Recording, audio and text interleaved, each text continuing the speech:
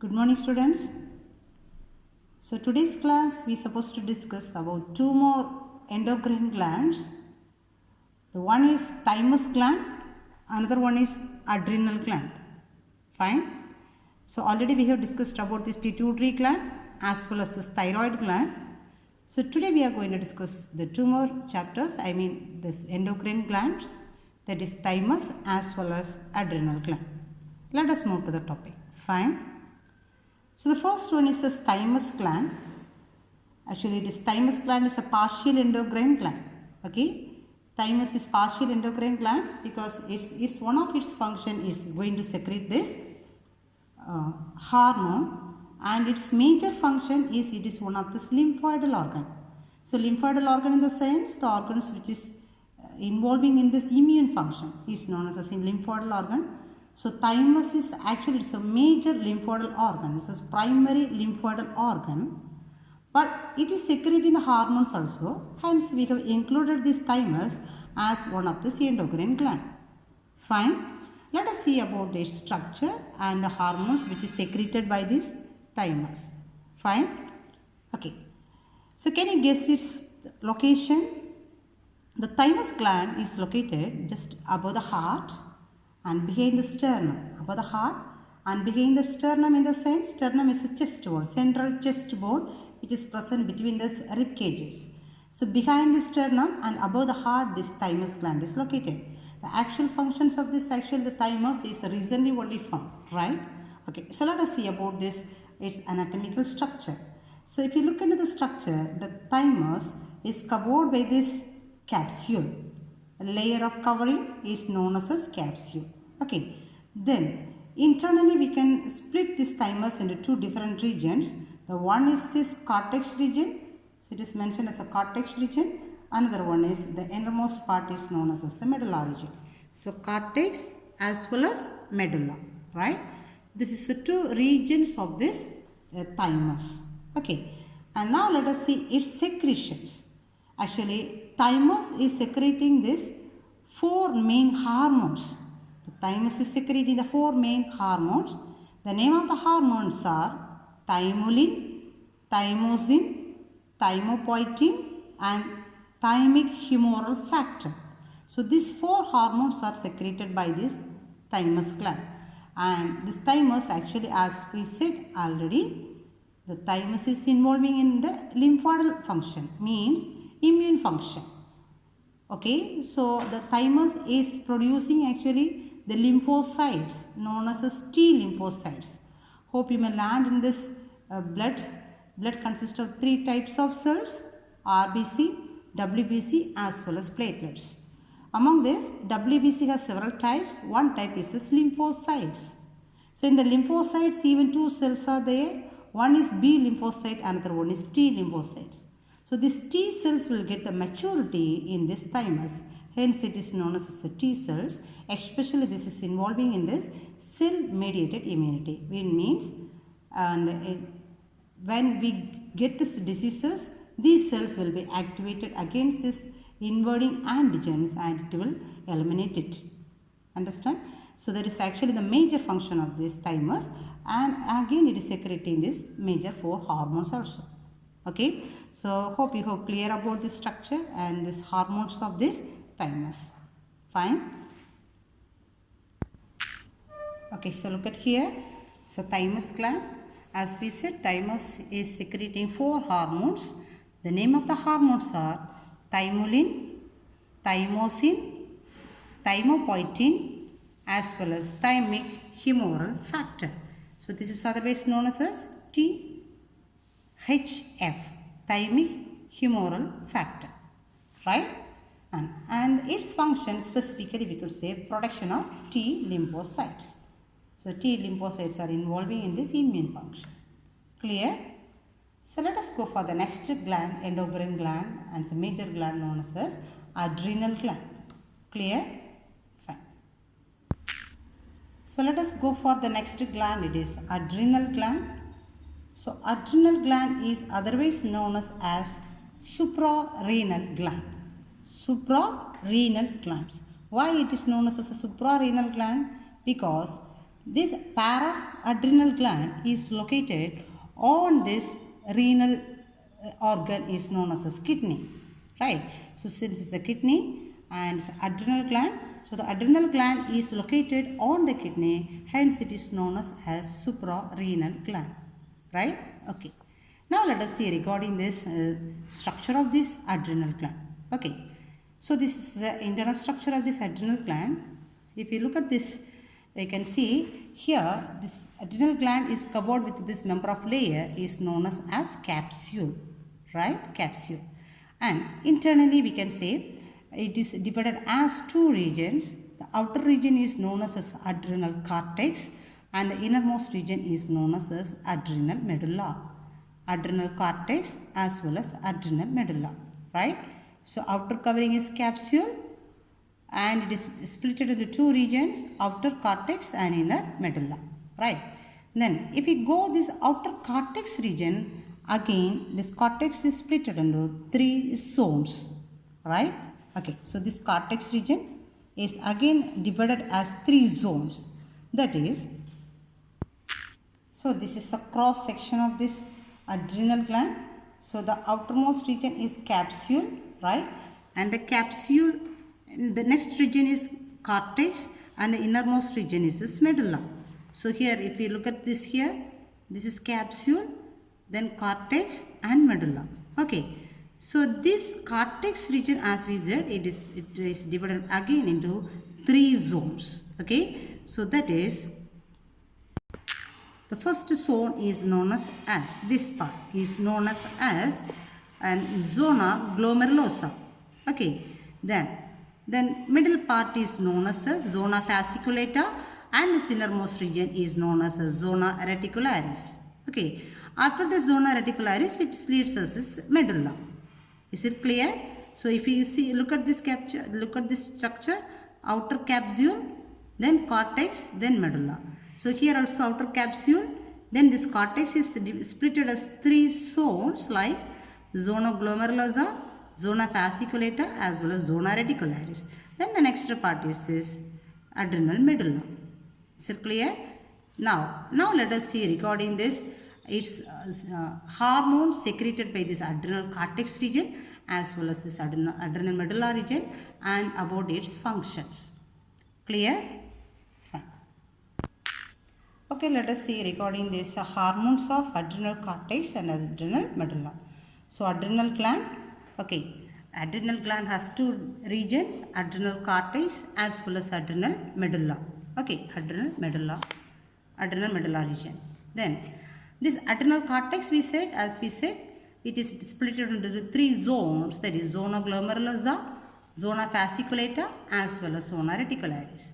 So if we look at this percentage of this each region, zona glomerulosa occupies 15%, zona fasciculata occupies 75% and zona reticularis occupies 10%, right? Okay. Now let us see this hormones which is secreted by these three layers. The first one, zona glomerulosa, is secreting the hormone mineralocorticoids. The hormones which is secreted by the zona glomerulosa, we can call this as mineralocorticoids. Fine. So if you see this example for this mineralocorticoids is, we can say as aldosterone. Aldosterone is this example for mineralocorticoid hormones. Okay. Then next layers are zona fasciculata as well as zona reticularis. So these two layers almost it is secreting the same type of hormones. So those hormones are known as glucocorticoids. Glucocorticoids. So actually the hormones which is secreted by this cortex regions are altogether it is called as corticoid hormones. Corticoid hormones. So the hormones which is secreted by zona glomerulosa is known as mineralocorticoids, and the hormones which is secreted by zona fasciculata as well as the zona reticularis is together called as glucocorticoids. So if you see this examples for glucocorticoids, the examples are cortisol, corticosterone, aldosterone, adrenal androgen, adrenal estrogen. So cortisol, corticosterone, adrenal cortex, adrenal androgen, adrenal estrogen, right?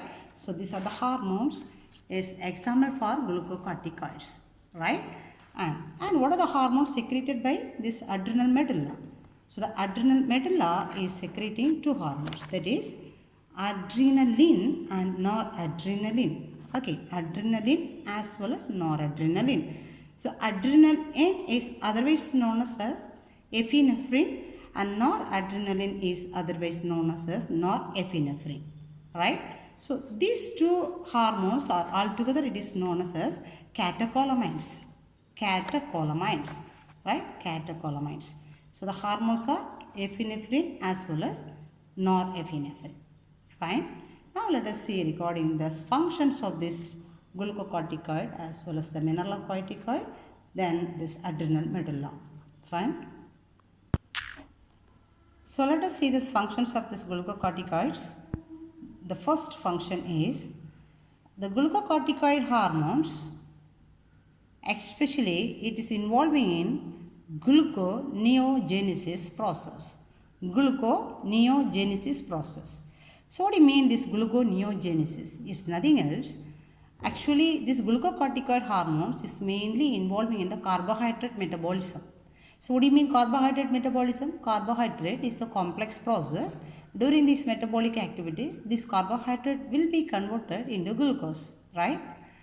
Especially these glucocorticoids is involving in this glucose production, but it is from the non-carbohydrate substances. Non-carbohydrate substances means we can say lipid as well as a protein. So from the carbohydrate glucose is produced. Other than this, from non-carbohydrate substance also glucose is produced by the process of this and glucocorticoid hormones, right? So that process is known as gluconeogenesis. By lipolysis, proteolysis means splitting of lipid and splitting of protein, right? Is by this process also the glucose will be synthesized, so it is enhancing or increasing this glucose content in the body, right? Okay. Then the next function is especially the cortisol. Do you remember cortisol is one of this example for glucocorticoid. So this cortisol is maintaining this cardiovascular function as well as a kidney function. What do you mean cardiovascular function? Cardiovascular in the sense that especially heart as well as the blood vessels functions will be maintained by this cortisol, and the kidney function also, excretory function also will be maintained by this cortisol. Fine. Then the next one, it involves in anti-inflammatory reaction. Anti-inflammation process in the sense allergic reactions we could say, or swellings and paining. So if that process is there in the body, it will against this reaction. That's why it is known as anti-inflammatory reaction, right? Okay. And the next one is it suppresses this immune function. Suppress this immune function in the sense in certain cases even over immunity also leads to some defects.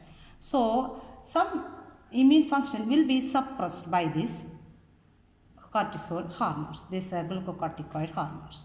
Clear? Okay. Next one, it is stimulating this RBC production. Of course, RBC is highly essential for this oxygen transportation in the body.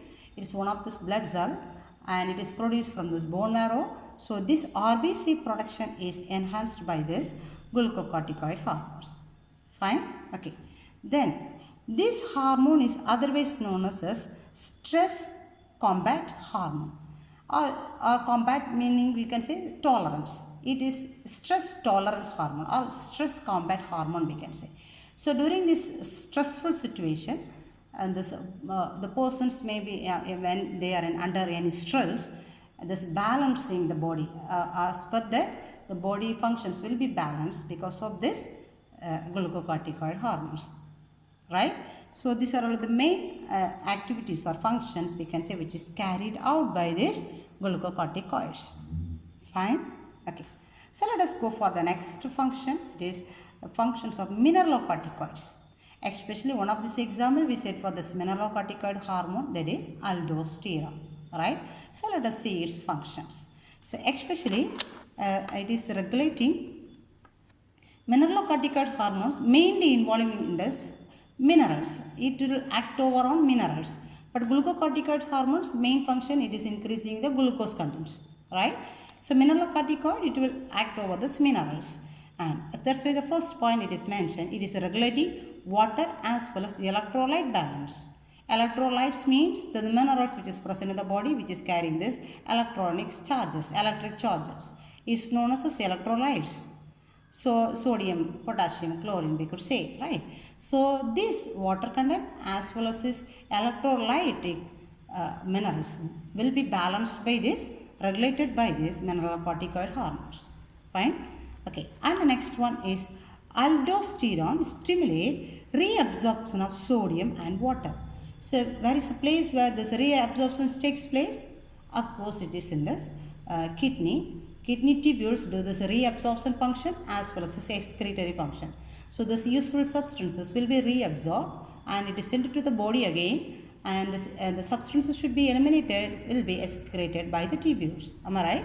So especially this aldosterone is stimulating this reabsorption process, especially the ions, sodium and water. Understand? When the substance is coming to this kidney to eliminate, this aldosterone is stimulating this reabsorption of this sodium and water, and it will be released into the body. Fine? Okay. And this next function is, it is eliminating this potassium as well as phosphate. So the same kidney tubule is doing this elimination functions also. There's toxic substances as well as this salt will be eliminated by this kidney tubules, which will be enhanced by this hormone, actually aldosterone. Fine? So that's why it could maintain this osmotic pressure as well as the blood pressure, right? So that's why aldosterone could maintain this osmotic pressure of this body as well as this blood pressure of this body. Fine? And at last we can say mainly it is involving in this hair growth in the body, especially in this armpit region, or we could say as an axillary region or reproductive regions. So in this body hair, so everything. So hair production will be influenced by this hormone aldosterone. Is it clear? So that is about the hormonal functions of glucocorticoid as well as the mineralocorticoids. So both will be secreted by this adrenal cortex. Is it clear? Fine. Now let us go for this next region of this adrenal gland is adrenal medulla. So let us see the hormones and its function. So already we said regarding the hormones of the adrenal medulla. Could you say what are the hormones? It is adrenaline and noradrenaline. Am I right? Or it is known as epinephrine or norepinephrine. Right? Okay. Now let us discuss regarding its function. Okay. The first function is these adrenaline hormones are otherwise known as 3F hormones. 3F hormones. Why it is known as 3F hormones in the sense the 3Fs are the expanded form of this 3F are and fight, flight and fright. So fight, of course you know, flight you know, and fright you know, right?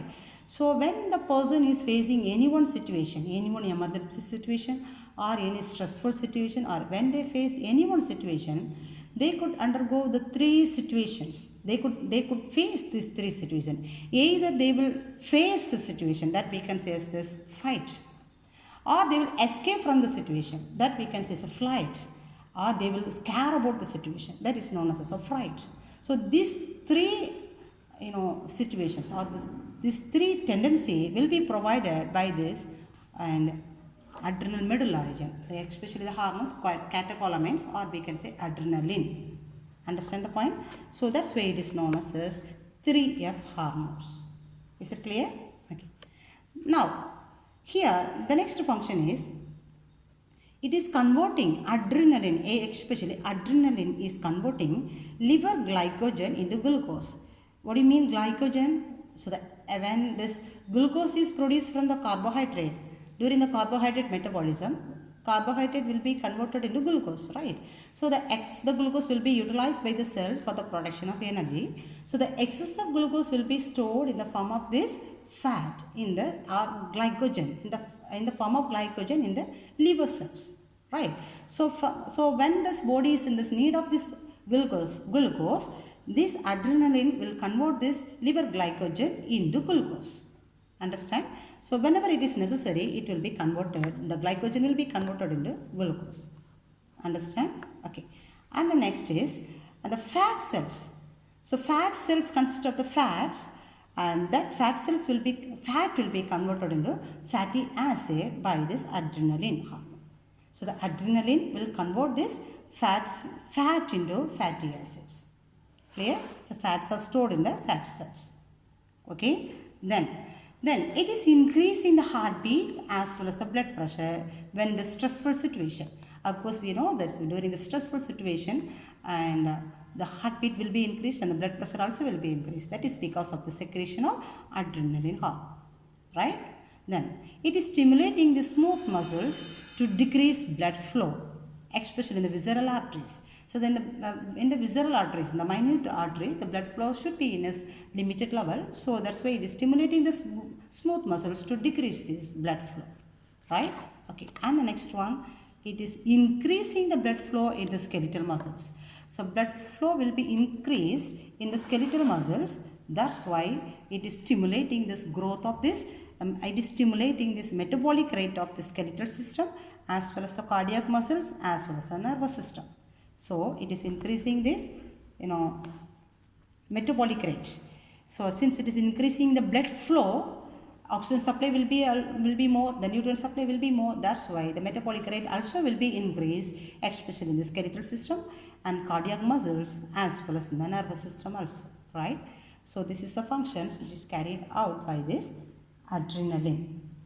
So hope you understood. So today we discussed about this thymus as well as adrenal gland, and thymus structure and its hormones, then adrenal gland, its structure and its regions, its hormones and its functions. Right? So hope you will cover it before this next class. So we can meet in the next class until that. Fine. Thank you.